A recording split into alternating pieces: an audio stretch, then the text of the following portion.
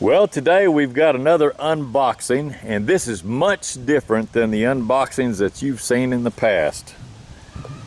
Look at that beauty right there. Let's take a little trip down memory lane. Back in 1979, I joined the United States Navy, and about 3 years later, I was on board a nuclear-powered submarine, qualified as a topside watch, and I carried a gun that looks exactly like that. Let's zoom in here and talk about this rig. That gun is a 1943 Remington Rand copy, which means you can have one just exactly like I carried on that submarine back in 1982, 83, in that time frame. That's a beauty of a gun. You see it's nestled right there in its favorite food that it likes to eat, which is ball ammo. I rebuild these myself. These are homemade bullets. That's 185 grain hollow base. It looks like a 230, but for my wife's sake and all of our starting shooters, we start them off on a light load. And 185 grain bullet, which makes it a little softer on the shooter, but still a nice round nose.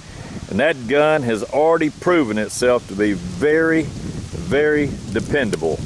It is designed to shoot ball ammo. That's what John Moses Browning built it around, and that's what it shoots. That's all I shoot on the farm. I don't mess around with a bunch of odd-shaped hollow points or semi-wad cutters or super wad cutters or flat-nose bullets. Out of respect to Mr. John Moses Browning, he built one of the most reliable pistols in the world. And I know some people have problems with 1911 nowadays, but it's because they're using the wrong ammo, the wrong magazine, or they've gone in there and fiddled around with parts that they're not really very sure of yet, like the extractor or springs or something. So that gun in its GI format right in front of you is a very accurate gun for the type of gun it is. It doesn't even have target sights. It's got the small military sights on it. But today what we're going to do is we're going to split some playing cards with it just to show you how accurate that this gun can shoot. This gun is famous for winning 2 world wars for us. The one that you're looking at there is a copy of the 1943 Remington Rand. When I was on the boat, I carried that gun as a topside watch. I'd pull it out and look at it every now and then. Nobody's looking. And I saw Remington. I thought I was dealing with Remington Arms. But Remington Rand was not a gun company. They were a typewriter company.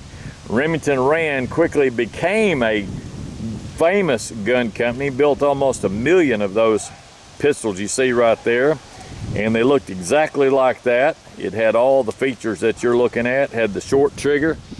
It had the scallops right here, had the curved mainspring housing, had the small skinny hammer, the small thumb safety, had the lanyard ring here on the bottom that you see right there.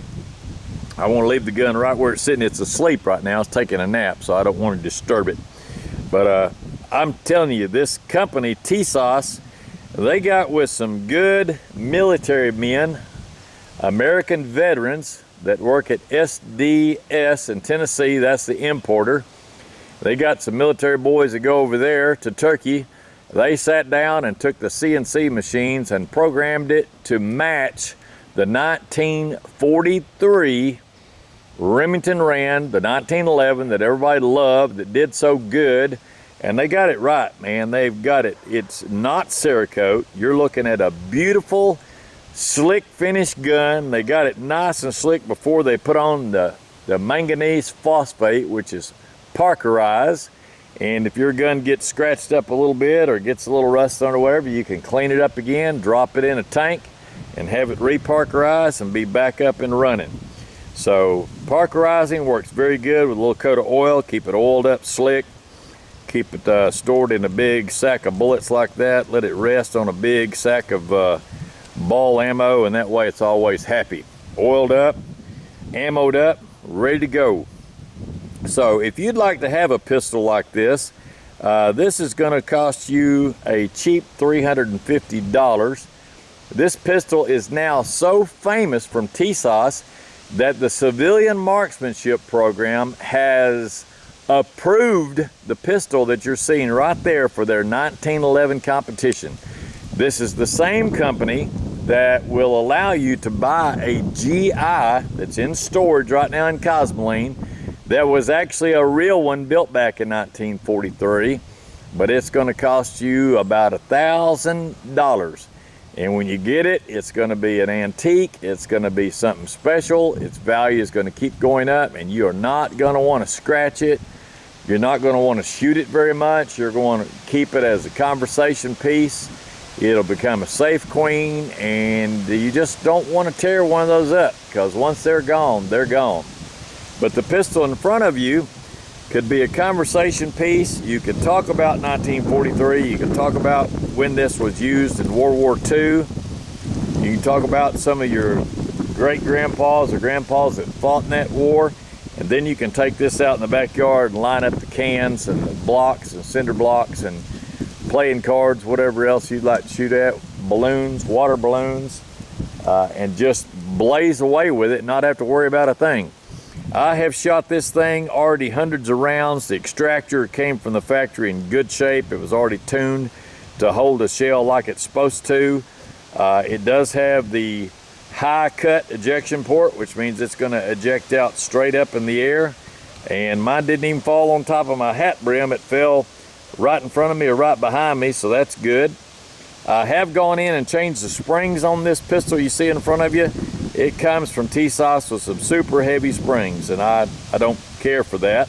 So I went ahead and put in a 14-pound recoil. I put in a little bit lighter hammer spring, and definitely changed out the main leaf spring. It's a flat spring that controls the trigger. I dropped this trigger from 9 pounds all the way down to 3 pounds. So very difficult to shoot a pistol accurately if you have a heavy trigger, because no matter what you do, you're looking at your sights and you're wanting everything to be just so, and you're milking that trigger and trying to hold it steady, and when you make that trigger pull, you'll pull your front sights off a little bit, you're gonna miss your target. So by adjusting this trigger down to 3 pounds, I've got it where it'll really shoot well now and gives me no excuses. So we're gonna go take it over here to the old shoot house and stick some playing cards up, and let's have a go with this and see what we can do with it. See if we can cut some cards today, cut up a little bit. Over and out for now. Okay, here we go. We're gonna go over and shoot that card. If you'll look on your right-hand side of your screen, you'll see an old pine, actually an old cedar log that holds up the upper porch on this old shoot house. And I've got the queen, she's taped down where she can't get away. Let's have a look at this, see what we can do with her. Queen of clubs.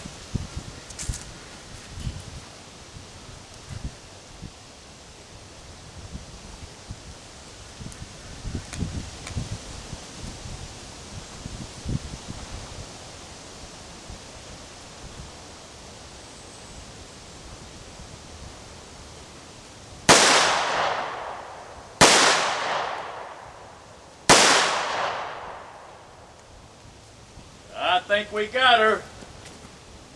Look at that. Not bad. Not bad shot at all. Look at that. Wow. Got her taped where she couldn't get away this time. Look at that. Queen of clubs. She got ripped in half. Let's see who else wants to play, shall we? We got her out of the picture. She did not make it. Okay. Let's see who else. All right, lucky number 7. Lucky number 7 said he could do this. He said, you won't get me. I am lucky. Okay, lucky 7. Let's see how lucky you are, buddy. Let's have a go with this. All right, lucky 7, you're up, buddy. Lucky number 7. You're facing off against the 1911 pistol. Ball ammo. Oh, lucky number 7 took a hit. Sure did. He took a hit. Let's have a look at that. Uh-oh, lucky number 7. Not so lucky after all. Just hanging by a thread. Let's finish him off. Their lucky number 7, he went down hard. So, hope you enjoyed the shooting today. And please tap on that like and subscribe. And we appreciate you watching. Get you one of these, $350. That's hard to beat, man. Nice copy of the 1943 Remington Rand. So, over and out for now.